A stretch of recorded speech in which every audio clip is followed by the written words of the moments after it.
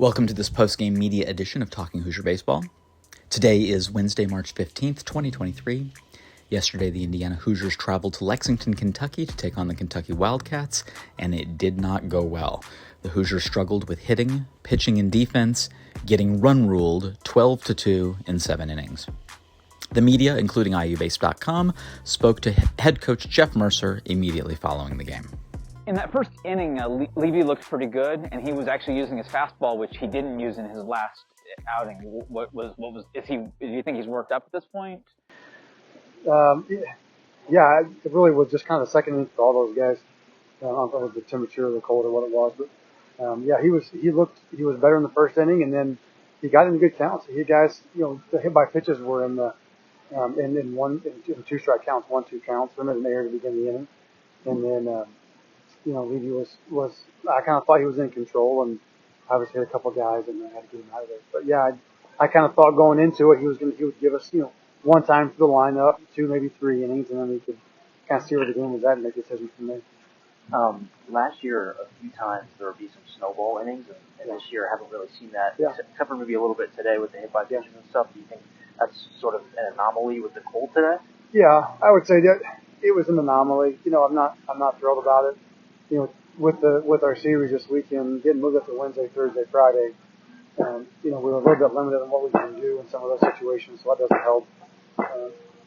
But yeah, those guys have been fine. That was the group of guys that didn't throw this past week or this past weekend in that 5-game set. But there really was no indication of that. We haven't done that all year, so sometimes baseball's just one of those days, right? Sometimes one of those days, and I don't want to make a mountain out of it and try to kind of have some levity to it all. But yeah, it's frustrating, but at the same time, the group has done a really good job throughout the course of the year.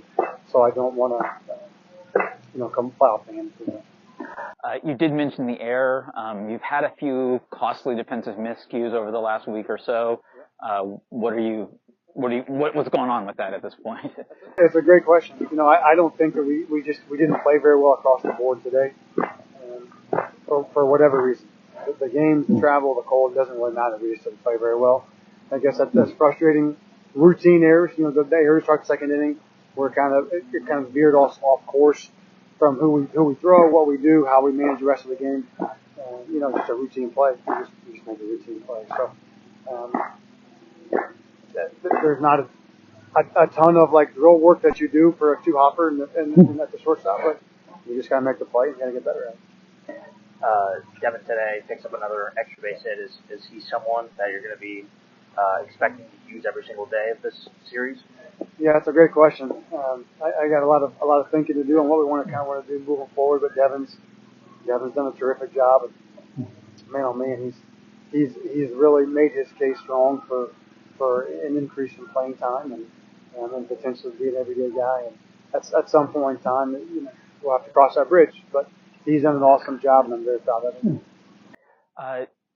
For the progression that Matthew Ellis has made, he had another really strong hit. It looked like he was laying off the off speed and punishing the fastball. Yeah, Matt had a good day. Matt, that's kind of 2 good days in a row offensively. Took a walk and a double, and had a good at-bat the other day. So, we've all seen Matt do it.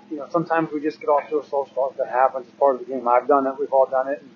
But I trust Matt, and I believe in Matt, and he's going to keep getting opportunities, and when it calls for it. And there's nobody I want to have success more than I want Matt to have success, and he's earned the right for me to believe in it.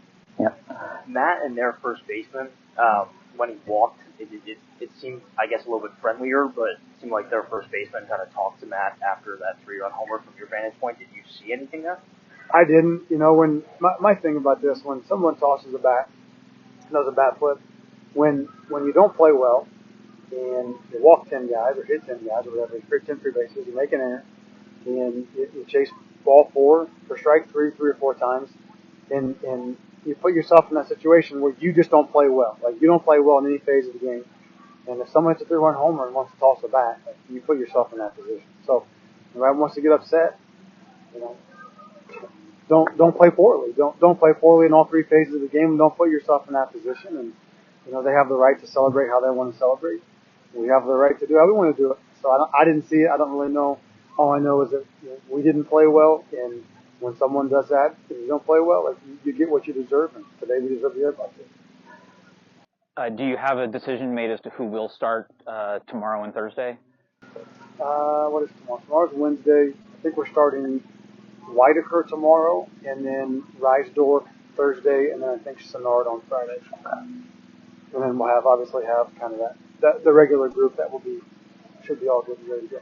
Obviously, it depends on those scenarios when you're going to use bullpen guys, but have you already maybe started to pick out some guys that you are intending to go along with some of your starters, match up together and stack them on top of one another? Yeah, Bothwell would like to piggyback. One of the first 2 days, Seti, obviously we would like to. He's going to be on a short turnaround, but Seti we would like to get in there probably Friday-ish, and then Kraft was down today. Yoho, we're trying to get a breather today for Keenan. So those guys will be back in there. So Bothwell's the one that I really would like to piggyback with somebody, if at all possible. He usually go out and throw well, but he showed kind of signs of progression last week. And then Seti was terrific last weekend. So we just got to make sure that we don't abuse them on a short turnaround, and then we'll be able to kind of sit back with the weekend, having the weekend off, and really kind of line everything up for next weekend the way that we want to get lined up for next weekend. That will conclude this post-game media edition of Talking Hoosier Baseball. The upcoming series with Morehead State at Bart Kaufman Field has been moved up 2 days due to the impending cold weather over the weekend. The series starts today, Wednesday at 4:30 p.m., and will include 4 p.m. games on Thursday and Friday. Due to this, Talking Hoosier Baseball will not record a new weekly episode until after the conclusion of the series. See you at the Bart.